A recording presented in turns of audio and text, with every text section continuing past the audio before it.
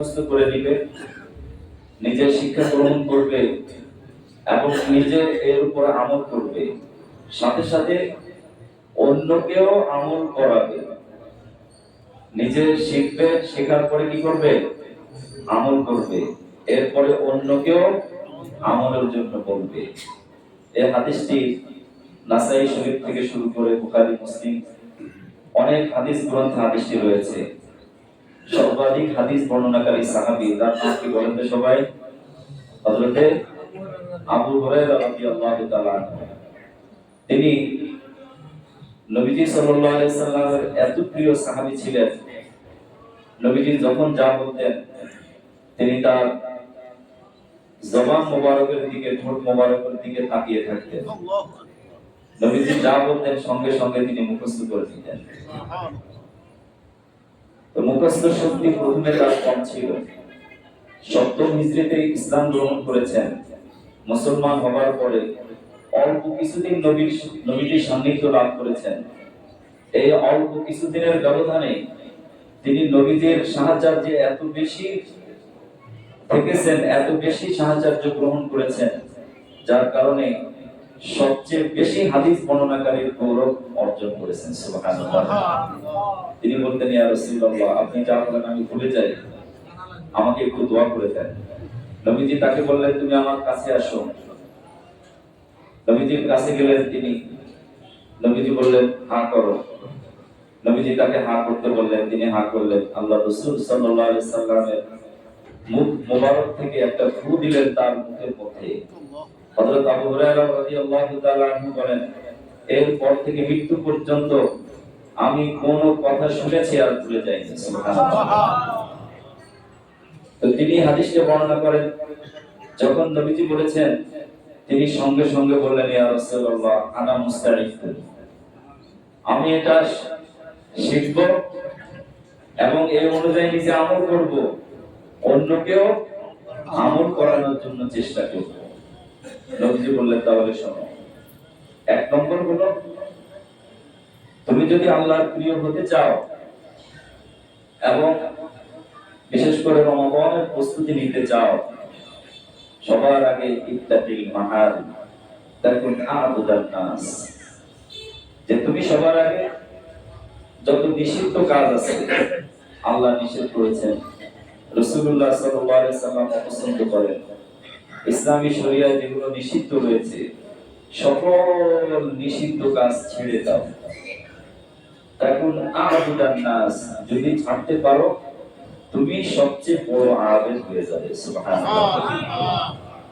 এখন প্রশ্ন হলো, আমরা মনে করি যে ফরজ নামাজের পাশাপাশি নফল নামাজ বেশি পড়ব, দান করব বেশি, সদকা করব বেশি, এরপরে মানুষের বিপদে তাকে সাহায্য করব, এই ধরনের কাজগুলো আমরা একটু বেশি পরিমাণে করার চেষ্টা করি।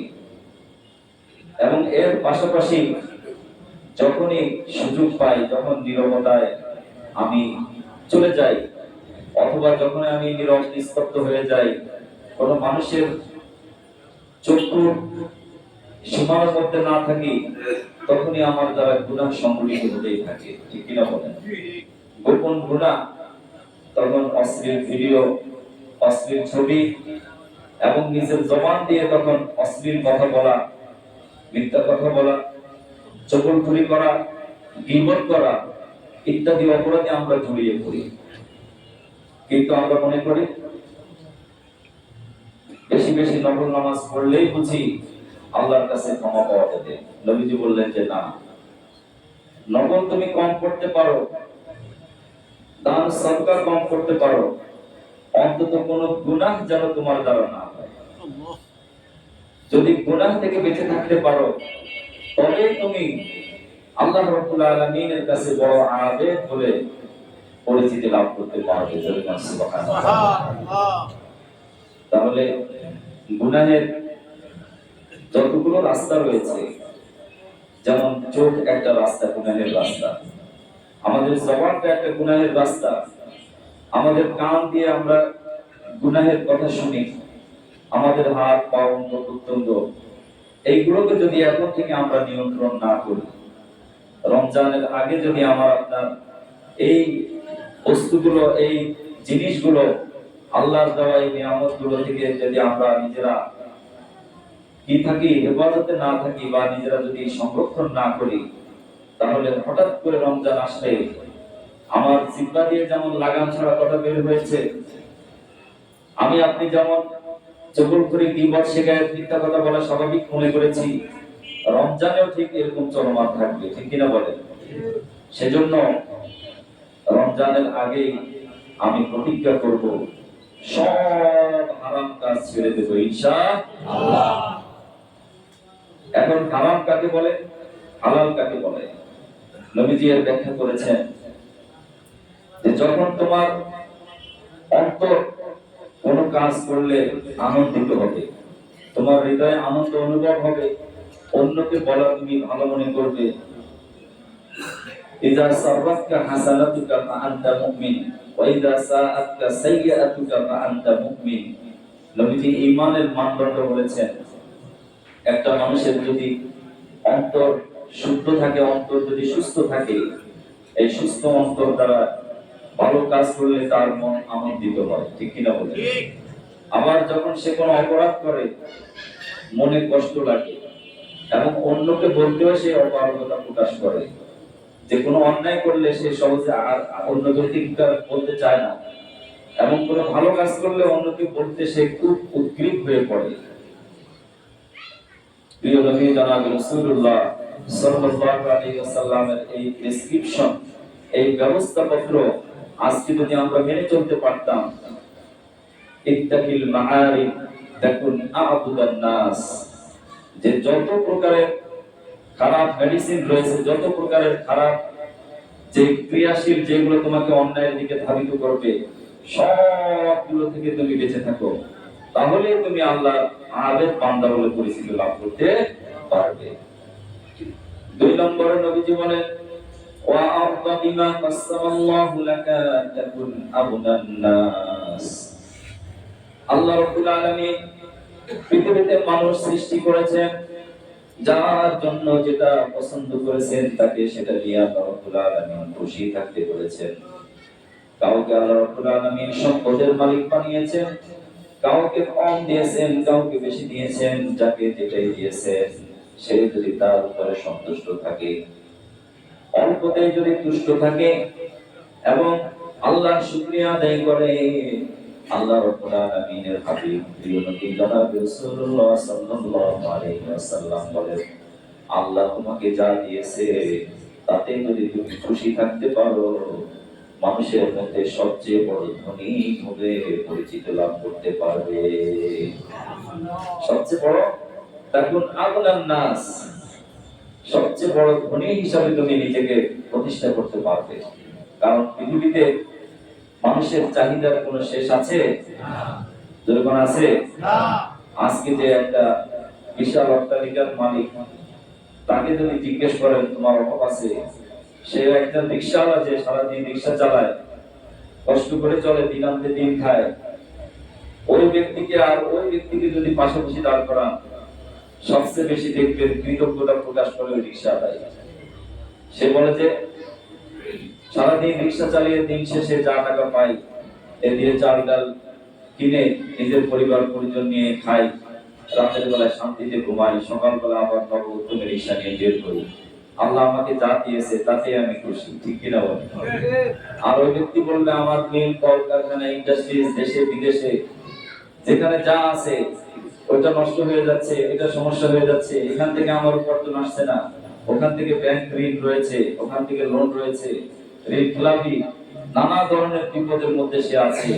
ওই ব্যক্তির চাইতে আল্লাহ রাব্বুল আলামিন ওই কম উপার্জনকারী ব্যক্তিকে শান্তিতে রেখেছে, ঠিক না বলেন?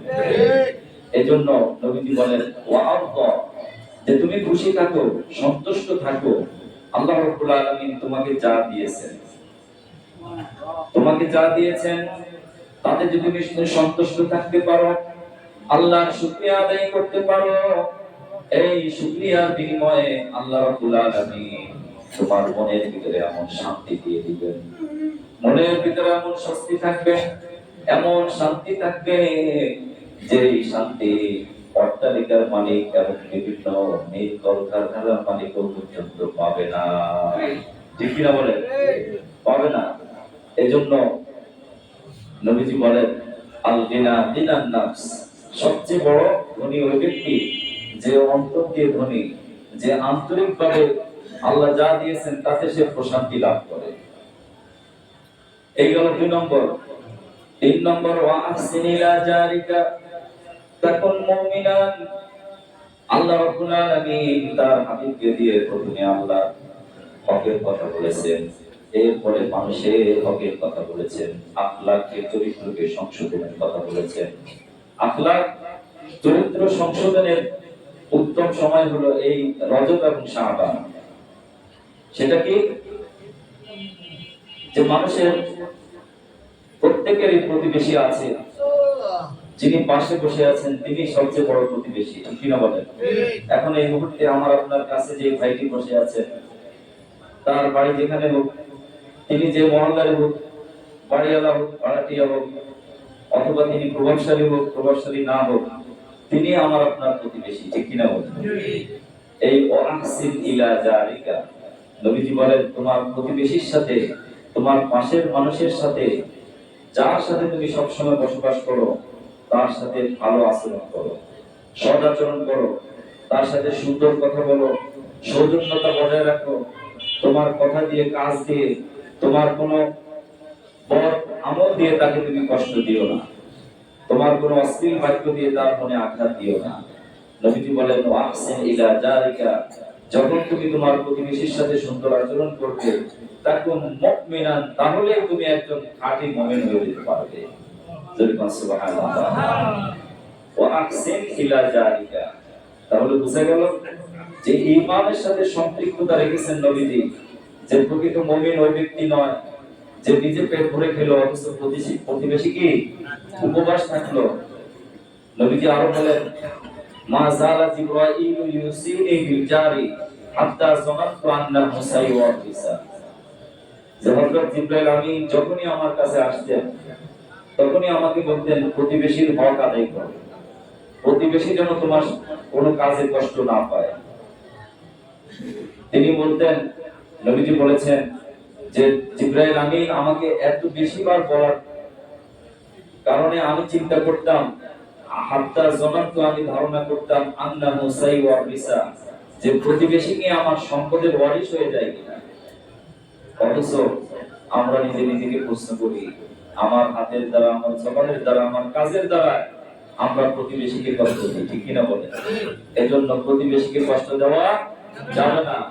প্রতিবেশী যদি আমার আপনার দ্বারা কোনো কষ্ট পায় তাহলে অবশ্যই তার কাছে মাপ চেয়ে নিতে হবে, তার কাছে ক্ষমা চাইতে হবে। যদি তার অধিকার নষ্ট করে থাকে অধিকার ফিরিয়ে দিতে হবে, যদি সম্পদ নষ্ট করে থাকে সম্পদ ফিরিয়ে দিতে হবে। এজন্য প্রতিবেশী যত প্রকার রয়েছে আমরা কম বেশি জানি। এই প্রতিবেশীর হক আদায়ের ব্যাপারে শাবান মাস থেকে আমরা সচেতন থাকবো। 4 নম্বর হলো ওয়াহিব্বা লিনাফসিহি মা তুহিব্বু লিনাফসিকা তাকুন মুসলিমান। এই কথাটা এত বেশি দামি কথা। নবীজি বলেন প্রত্যেকটা মানুষ যার যার পছন্দের ব্যক্তি আছে, পছন্দের মানুষ আছে, পছন্দের বস্তু আছে, পছন্দের খাবার আছে, আছে না নাই? প্রত্যেকটা মানুষেরই যার যার ব্যক্তিগত পছন্দের জিনিস আছে, বস্তু আছে, খাবার আছে, পছন্দের পোশাক আছে, পছন্দের সময় আছে। এই যা কিছু আছে তার পছন্দের। ওয়া আহিব্বা লিনাফসিকা মা তুহিব্বু লিনাফসি, যে তুমি অন্য কোন ব্যক্তির জন্য সেটাই পছন্দ করবে যেটা তুমি তোমার নিজের জন্য পছন্দ করো। আমি যেমন একেবারে ফ্রেশ সুস্বাদু খাবার খেতে পছন্দ করি, ঠিক আরেকজন ব্যক্তিকেও আমি সেটা পছন্দ করব।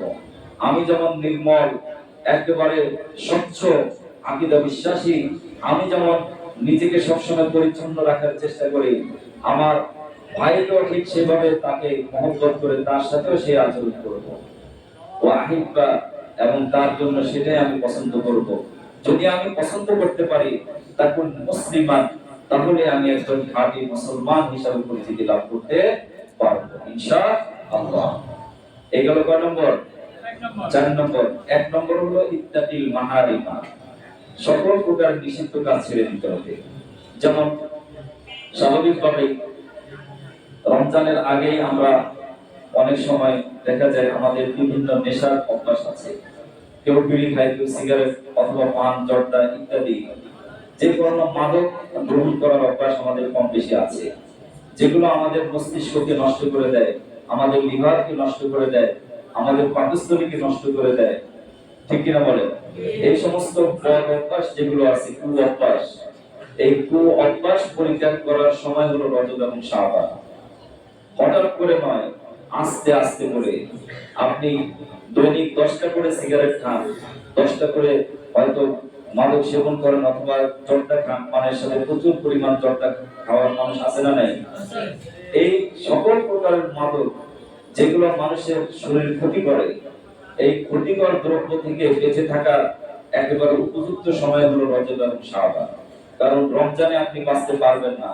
এখন থেকে যদি চেষ্টা করেন 10টা থেকে আমি 8টায় আসি, 8টা থেকে 7টায় আসি, 7টা থেকে 5টায় আসি, এর বিকল্প চকলেট, লবঙ্গ, এলাচ, বিভিন্ন ধরনের খাবার যেগুলো আমার মুখরোচক, বা হঠাৎ করে আমার নেশা উঠছে, এখন সিগারেট একটা না ধরলে মাথা ঠিক থাকবে না, সেই সময় আপনি একটা লবঙ্গ খেতে পারেন, একটা এলাচ খেতে পারেন, অথবা যারা এর সাথে জড়িত তাদের থেকে একটু দূরে থাকেন।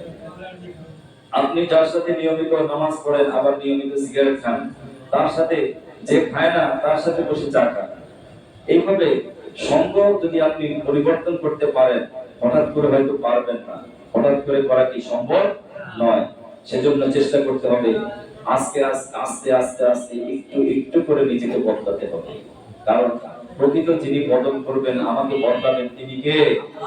আমার যদি ইচ্ছা না থাকে, আমার যদি আকাঙ্ক্ষা না থাকে, আমার যদি পরিবর্তন হওয়ার কোনো মনোভাব না থাকে, তাহলে আল্লাহ তাআলা আমাকে কি করবেন না?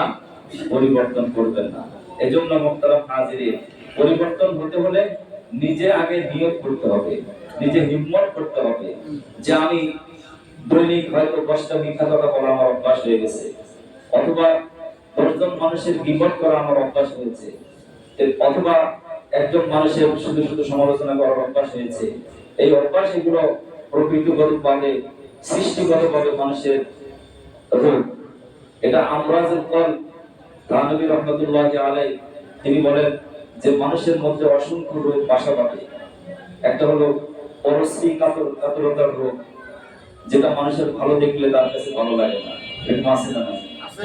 মানুষের কোনো ভালো পোশাক দেখলে অথবা ভালো বাড়ি দেখলে, তার ভালো অবস্থান দেখলে অন্য মানুষ সেটা পছন্দ করতে পারে না।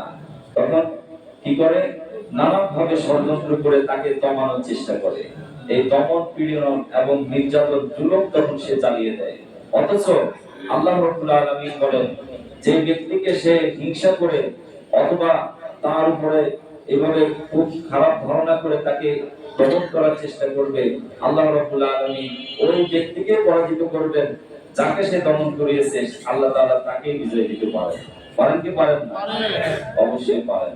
এইজন্য মুহতারাম হাজিরিন, যত প্রকারের ভিতরে রোগ রয়েছে, অন্তরের রোগ, জবানের রোগ, কানে শোনার রোগ, এই রোগ থেকে যদি আমরা নিজেকে মুক্ত রাখতে পারি, নিজে যদি একটু একটু করে আস্তে আস্তে করে নিজেকে প্রস্তুত করতে পারি, ইনশাআল্লাহ রমজান আসা মাত্রই যখন আমি আপনি রোজার নিয়ত করব, নাওয়াইতু আন আসুমা গাদাম মিন শাহরি রমাদানাল মুবারাকি ফারদান লাকা ইয়া আল্লাহ ফাতাকাব্বাল মিন্নি ইন্নাকা আনতাস সামিউল আলিম। যে হে আল্লাহ, আপনার ফরজ আমল রাখার জন্য আমি নিয়ত করেছি, অতএব আপনি আমার এই রোজাকে কবুল করে নেন। আল্লাহ রাব্বুল আলামিন দেখবেন যে বান্দা তার তাকওয়ার গুণে গুণান্বিত হবার জন্য রজব থেকে তার জবানে লাগাম দিয়েছে, রজব থেকে সে হিংসা বিদ্বেষ বন্ধ করে দিয়েছে, রজব থেকে সে প্রতিবেশীকে কষ্ট দেয় না, রজব থেকে সে অল্প সন্তুষ্টি থেকে, রজব থেকে সে সকল হারাম থেকে এবং শাবান থেকে হারাম থেকে বেঁচে থাকে। আল্লাহ রাব্বুল আলামিন তখন বান্দার ভিতরে এমন একটা শক্তি দিয়ে দিবেন, এমন একটা স্পৃহা দিয়ে দিবেন, এমন একটি চেতনা দিয়ে দিবেন, সে অনায়াসে রমজানের সকল প্রকার রহমত, মাগফিরাত এবং আল্লাহর নাজাত থেকে সে কখনো বঞ্চিত হবে না।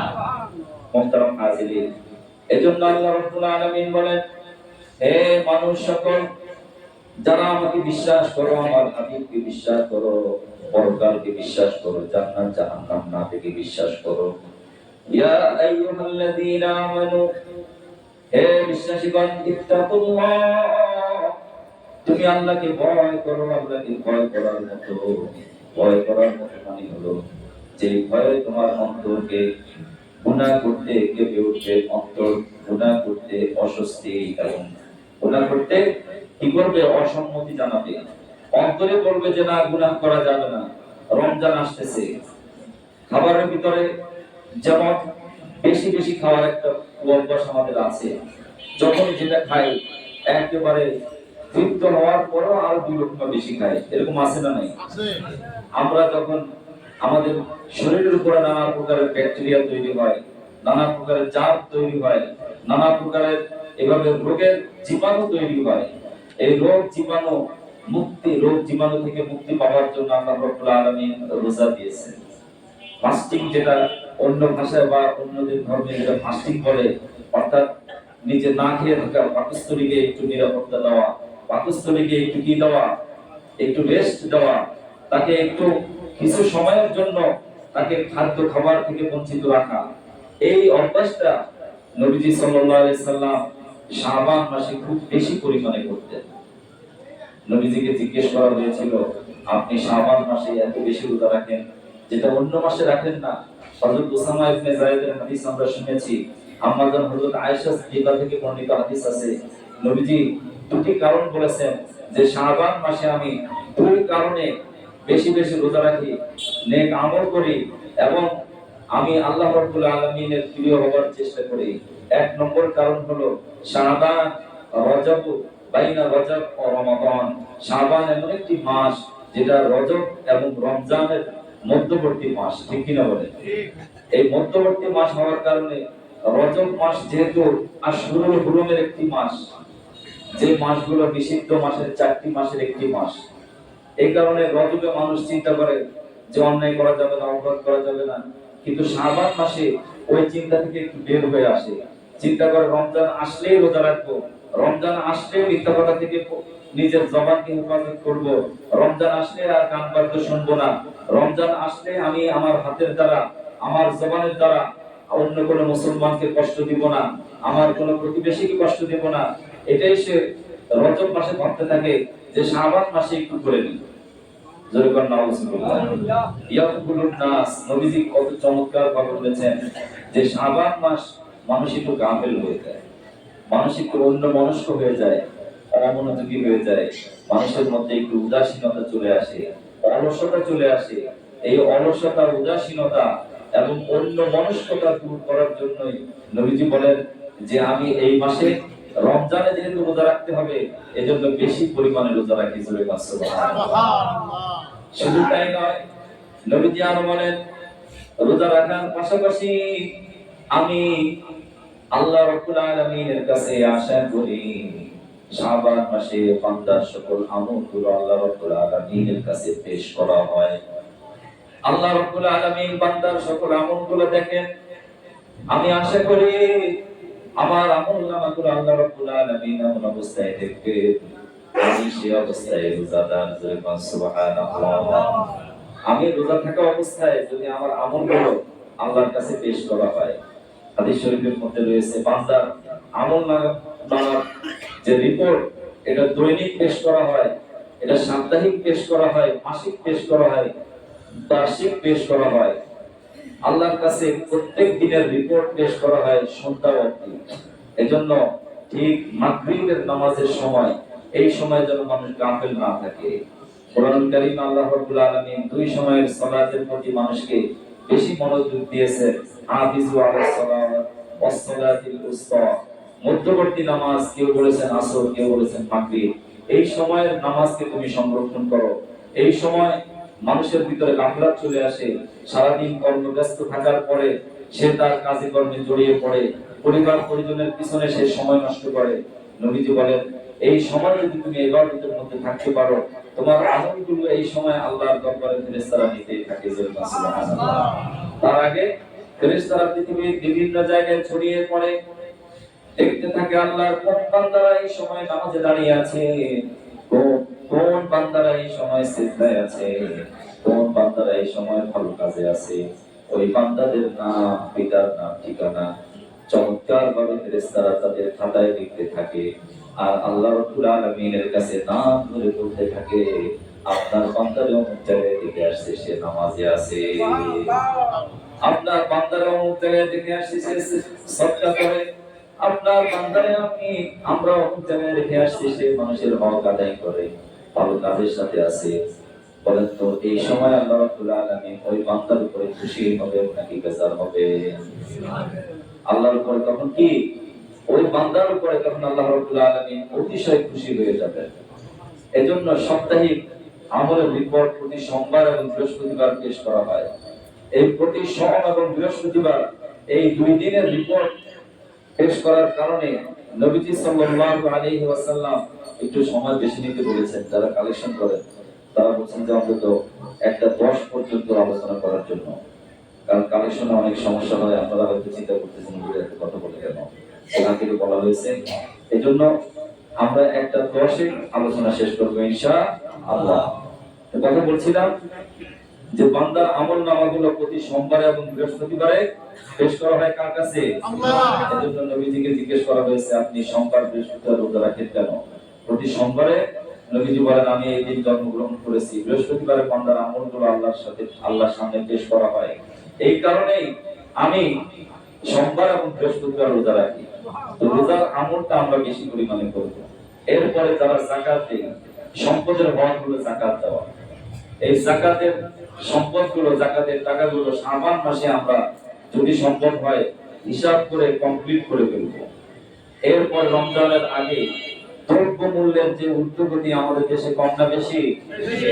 পৃথিবীর বিভিন্ন দেশে যেখানে মুসলমান সংখ্যাগরিষ্ঠ, বিশেষ করে আরব দেশগুলোতে, তখন মুসলমানেরা রমজানের আগে দ্রব্য মূল্য আগে যা দাম থাকে তার চেয়ে একটু কমায় দেয়। কেন দেয়? যে এই আমার এই খাদ্য দ্রব্যকে আল্লাহর এক বান্দা রোজা রাখবে, ইফতার করবে, সাহারি খাবে, তার জীবন নির্বাহ করবে, সে রমজানের আগে দামি খাবারগুলোর দাম কমায় দেয়। আর অন্যান্য যে খাবার যেগুলো রমজানের নিত্য প্রয়োজনীয়, সেই খাবারের দাম কমায় দেয়। অথচ আমাদের দেশে এক ধরনের অসাধু অসৎ মুসলমানও আছে, এর মধ্যে আছে না নাই, যে তারা রমজানের আগে খাদ্য দ্রব্যের মধ্যে কৃত্রিম সংকট করে সকল পণ্য দ্রব্যের দাম বৃদ্ধি করে দেয়। আমরা তাদের হেদায়েতের জন্য দোয়া করি। রাষ্ট্র পক্ষ থেকে হয়তো এর ব্যবস্থা নেওয়া হবে। তারা সিন্ডিকেট করে খাদ্য দ্রব্যের সংকট তৈরি করে সাধারণ ভোক্তা যারা, তাদেরকে কষ্টে ফেলে দেয়। নবীজি তাদের জন্য অভিশাপ দিয়েছে, তাদের হায়াতের মধ্যে বরকত থাকবে না, তাদের সম্পদ বাড়বে না। তারা যে আশা করে, যে ইচ্ছা করে মানুষকে কষ্ট দেয়, সেই আশার কারণে আল্লাহ রাব্বুল আলামিন তাকে নিরাশা করবেন, তার অশান্তি লেগেই থাকবে, সংসারে কখনো বরকত আসবে না। এজন্য আমরা যারা ব্যবসায়ী আছি, আমরা যারা মুসলমান আছি, প্রত্যেকে দাওয়াতের নিয়তে বলবো, রমজানের পবিত্রতা রক্ষা করব, নিজের জবানের হেফাজত করব। আর যত প্রস্তুতি আছে, সকল প্রস্তুতির শ্রেষ্ঠ প্রস্তুতি হলো রমজানের প্রস্তুতি ইনশাআল্লাহ। এজন্য মুহতারাম হাজিরিন, আমরা চেষ্টা করব আগামী জুমায়ও রমজানের প্রস্তুতির লক্ষ্যে আমরা গুরুত্বপূর্ণ কিছু কথা বলবো, রমজানের ফজিলত নিয়ে আলোচনা করব। আল্লাহ তাআলা আমরা যা কিছু শুনেছি আমাদের সবাইকে আমল করার তৌফিক দান করে দেন, বলি আমিন।